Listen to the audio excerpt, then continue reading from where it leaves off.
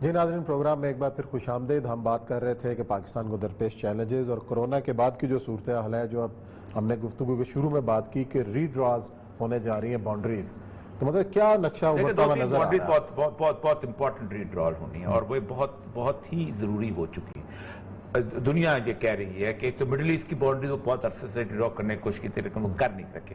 اس میں سب سے important boundary تھی عراق کی باؤنڈری۔ وہ سمجھتے تھے کہ کردش اسٹیٹ جو ہے وہ بن جائے اور ایک علیحدہ اوپر ایک شیعہ عراق اور سنی عراق علیحدہ ہو جائے، لیکن چونکہ سنی عراق کا کچھ ایسا جب بارڈر جب ایران کے ساتھ لگتا ہے تو ایران کبھی نہیں چاہے گا کہ وہ علیحدہ ہو جائے، کیونکہ سنی عراق شیعہ عراق تو وہاں نیچے ہے، وہ تو کوفہ ہے، کربلا ہے، نجف ہے، یہ علاقہ۔ اسی طرح کردوں کا علاقہ جو وہ اس کو ٹرکی جو بیچ میں آ جاتا ہے وہ نہیں بننے، اور ایک بہت بڑی فائٹ شروع ہو جاتی ہے۔ تو وہاں انہوں نے یہ بہتر سمجھا کہ عراق جو ہے لڑتا رہے، جنگ ہوتی رہے یا اسٹیبل گورنمنٹ نہ بنے۔ اس طرح پاکستان اور انڈیا کے بارے میں ایک تصور بنایا جا گیا تھا کہ پاکستان اور بلوچستان کو علیحدہ کر کے ایک بہت بڑا، اور ایران کو بھی تھریٹ آئے گا، کوئی ایران میں 40-45 لاکھ بلوچ ہیں، تو وہ پاکستان میں بھی وہ موومنٹ اب فیل ہو گئی ہے، کیونکہ ظاہر بات ہے کہ ان وقت مفاد وابستہ تھا امریکہ کا چین کے ساتھ، تو انہوں نے وہاں ان کو کہہ دیا۔ اب رہ گیا انڈیا۔ انڈیا کو لڑائیں گے ضرور، لیکن انڈیا کو ایسے اس طرح کی پاور کو اب نہیں رہنے دیں گے۔ آپ اندازہ کریں نا کہ جس وقت آپ کوئی اور بندہ کہتا ہے تو ہیٹ سپیچ میں آ جاتا ہے، میں اور آپ کو، لیکن خالستان کی پورے موومنٹ وہاں چل رہی ہے، ریفرینڈم بھی ہو رہے ہیں 20-20 کے ساتھ، مودی کے ساتھ تصویریں بنائی جا رہی ہیں۔ اس کا مطلب یہ ہے کہ they are up to something. اور میرا اندازہ یہ ہے کہ وہ سمجھتے یہ ہیں کہ اگر واقعی چین نے ایک پاور بننا ہے اور کسی نے کس طور پہ آنا ہے، تو چین کے ریلیشن شپ میں پھر دو آپشن ہے اس وقت دنیا کے سامنے۔ ایک تو یہ ہے کہ پاکستان کو ایک سافٹ بیلی دے دی جائے، اور سافٹ بیلی دو چیزوں سے ملتی ہے، ایک ملتی ہے کشمیر اوپر سے ایک انڈیپینڈنٹ اسٹیٹ بن جائے، اور ایک نیچے سافٹ بیلی بنتی ہے، یہ جو ہے خالستان بن جائے، تو پاکستان کو ایک سافٹ بیلی یہاں پہ مل جاتی ہے۔ دوسرا یہ ہے کہ وہاں پر اس پاکستان میں چائنا کو سافٹ بیلی دینے کے لیے وہ ساری ریاستیں جو ہیں سلگری والی، اب دیکھا نیپال کو پیٹ کون کرتا تھا؟ انڈیا۔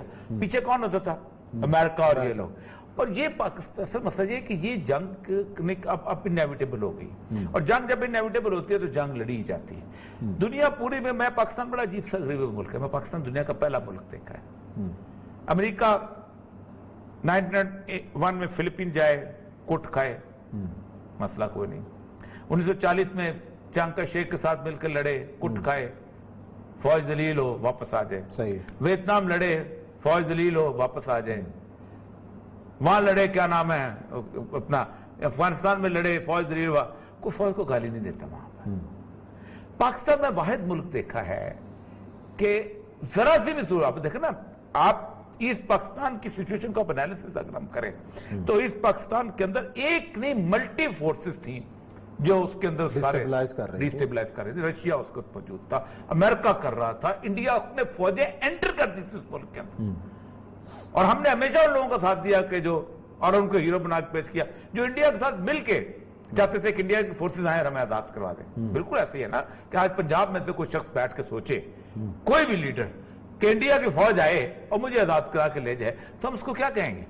لیکن پاکستان میں مجیب الرحمان کو محب وطن کہنے والے بہت سے لوگ موجود ہیں، لیکن اب ری ڈرائنگ ہونی ہے، اور یہ بہت بری والی ری ڈرائنگ ہونی۔ اس کی وجہ یہ ہے کہ پاک جو اس وقت دنیا سوچ رہی ہے کہ انڈیا جب اس کانفلکٹ میں آئے گا تو انڈیا کا جو 25 کروڑ مسلمان ہے وہ ایک بیلی چاہے گا اپنے لیے جہاں وہ سیکیور ہو جائے۔ صحیح ہے۔ اب وہ یا تو کیرلا میں جا کے ملے گی اس کو بیلی، یا پھر ملتی ہے یو پی کے اندر، کیونکہ اب دیکھ بلک آف دا پیپل، دیکھیں نا یہ جو پورے مسلمان تھے، اب مسلمان اکثریت میں تھے انڈیا اس کے اندر، پنجاب کے اندر مسلمان اکثریت تھے، بنگال کے اندر پہلا وزیر اعظم سکندر ایاز، اس سے پہلے بلکہ خضر اٹوانا، پھر خضر ایاز، ٹھیک ہے۔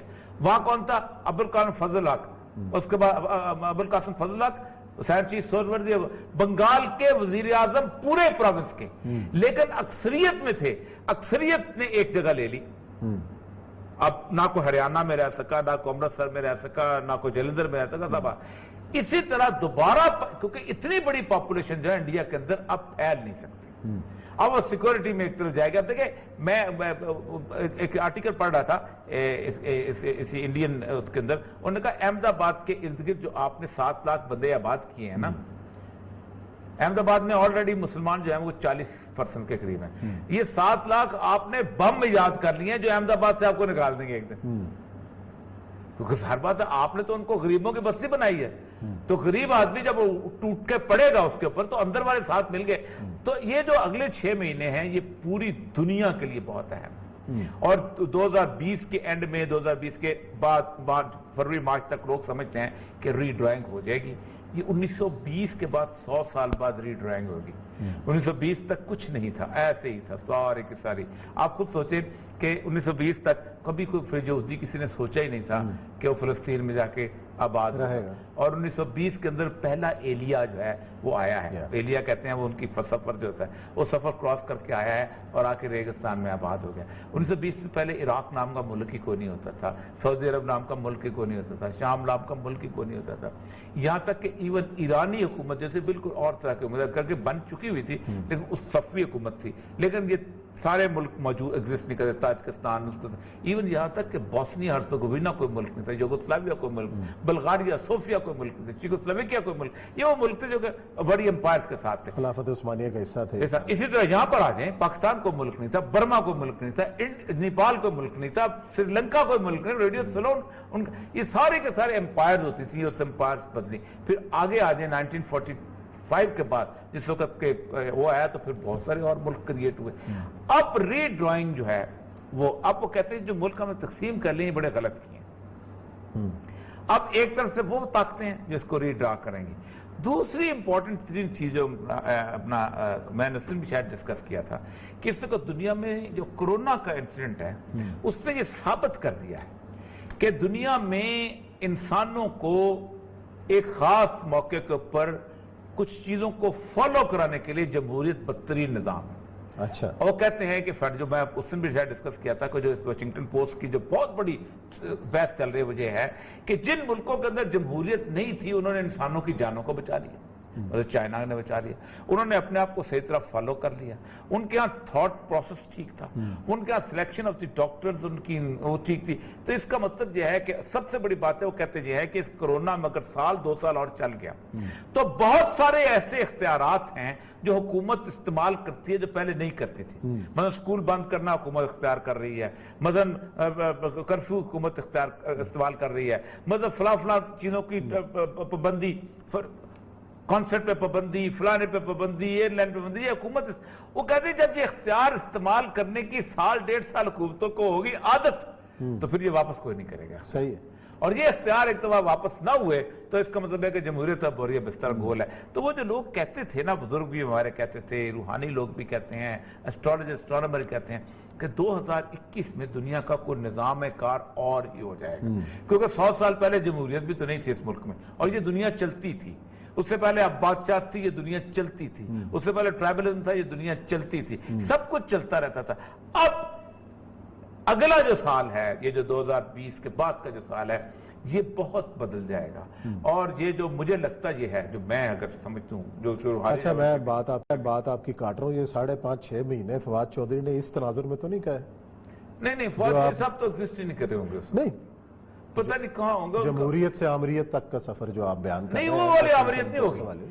اب وہ آمریت نہیں آتی. اچھا, اس کو بھی ڈیفائن کر دیں. اب یہ آمریت تو آ سکتی ہے کہ پاکستان, افغانستان اور مسلمان ایک بہت بڑی طاقت بن کے اوپر جائیں اکٹھے ہو کے. اچھا, یہ طاقت تو بن سکتی ہے, لیکن وہ ڈکٹیٹرشپ نہیں آنے والی. مطلب جو ری ڈرا ہوں گی, لیکن میں آپ کو بتاؤں ایک پریڈکشن یہ بھی ہے کہ فواد چودھری صاحب داڑھی رکھ لیں گے, ان کے ماتھے میں محراب ہوگا. ماشاءاللہ, یہ تو بڑی مبارک پریڈکشن ہے. چلیں, اسی اچھی پریڈکشن کے اوپر جو ہے وہ پروگرام ختم. مولانا فضل الرحمان کی پارٹی جوائن کریں, کسی کے کریں گے, کر لیں گے وہ پارٹی. چلیں جی, دیکھتے ہیں کیا کرتے ہیں. ناظرین, یہ پروگرام کا وقت ختم ہوا. اپنا بہت خیال رکھیے گا, کل ملیں گے آپ سے. اللہ حافظ.